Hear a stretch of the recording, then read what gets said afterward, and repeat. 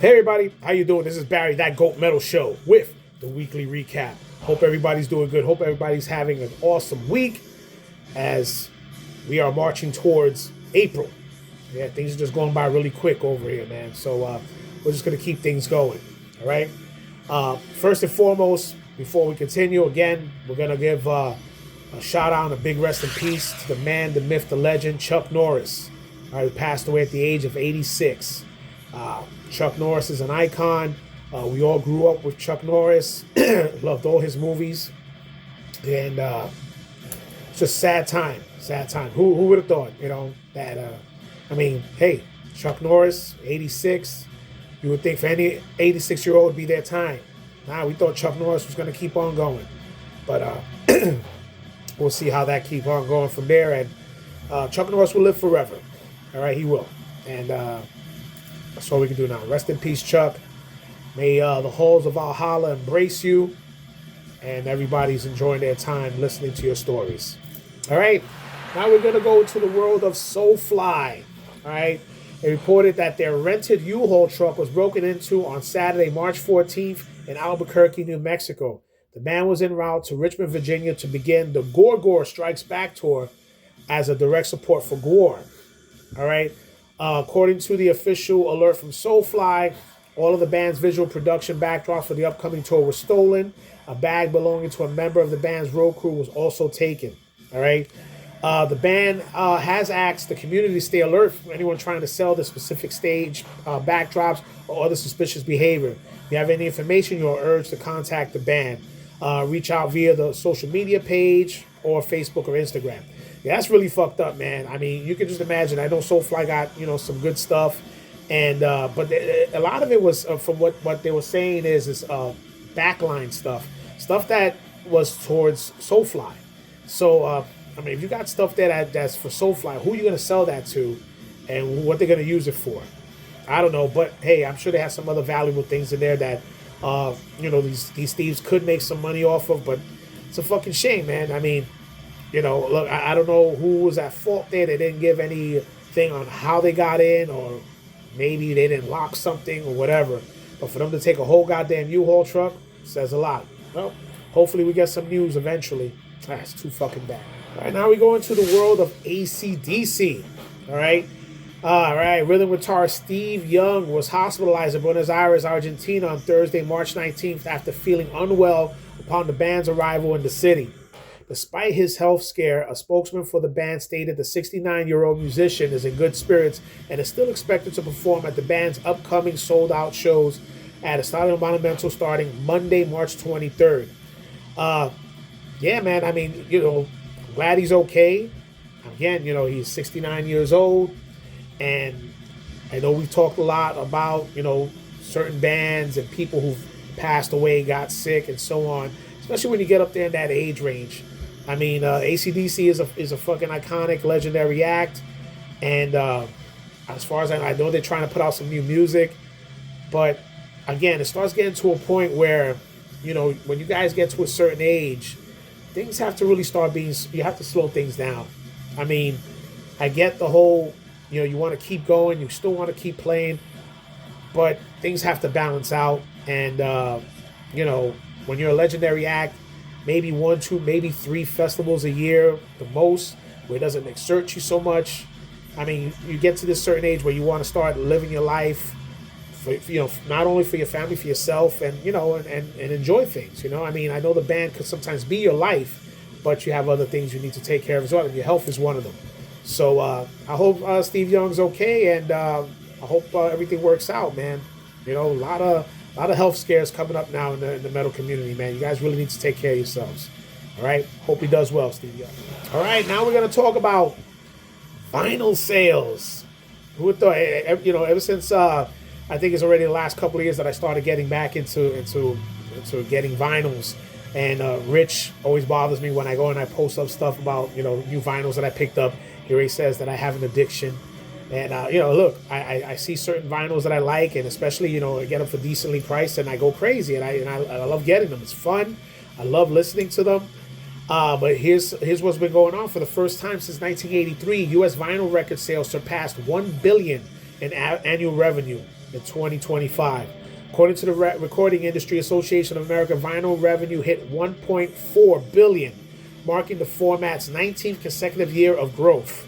All right, and it's not only metal getting into the act. You got all these the pop stars. Taylor Swift, Sabrina Carpenter, Kendrick Lamar, and Billie Eilish have all done well on vinyl sales. Plus, you're reissuing like Michael Jackson's Thriller.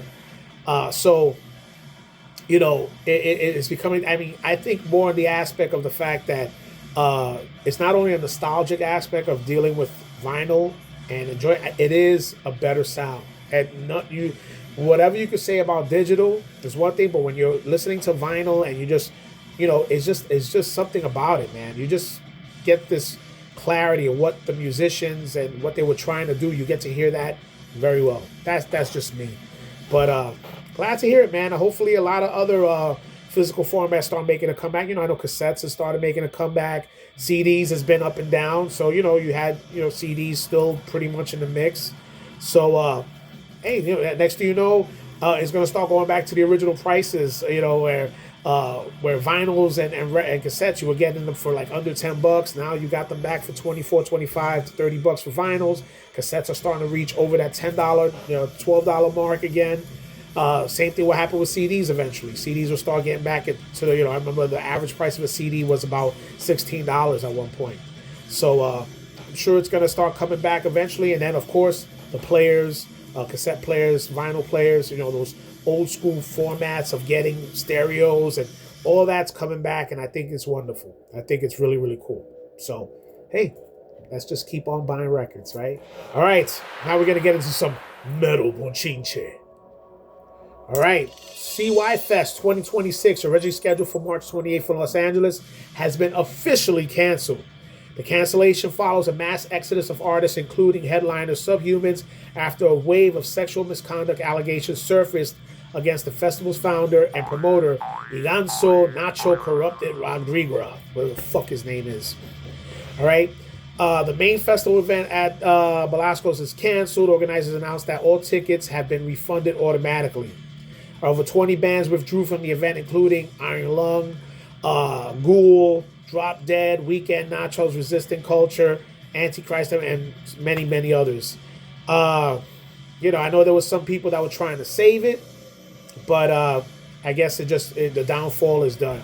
So, nothing else you can do about that. I mean, hey, it is sometimes when controversy takes over, it's gonna ignite a flame. But it's a shame because I heard this fest was going on for a long, long time. Had a lot of good bands, good stuff, and over here in the United States, we really don't have that many really good festivals. Everything's out in Europe or in Asia. They be having these great festivals. Over here, ours is very few in between, and then the ones that were actually pretty decent, start turning into shit. So, it's a shame. I think somebody else could have probably took over this festival and maybe hook it up, or maybe do something, maybe announce a later date and get things organized again, man. It's about the fans. I mean, the fans are the ones that want to go and see these bands play. Sometimes I get the whole politics of it, especially when you're dealing with the promoters, and they're, you don't want to like make it seem like you're getting paid by the promoters, and I get it. But there could have been other things that could have get done, but hopefully things get taken care of and they'll do something else. All right, but it is what it is, man. Politics are taking over everything right now. All right, now into some news over here. This is bochinche, but it's like, they're taking it with making it as a joke, but it's not a joke. All right.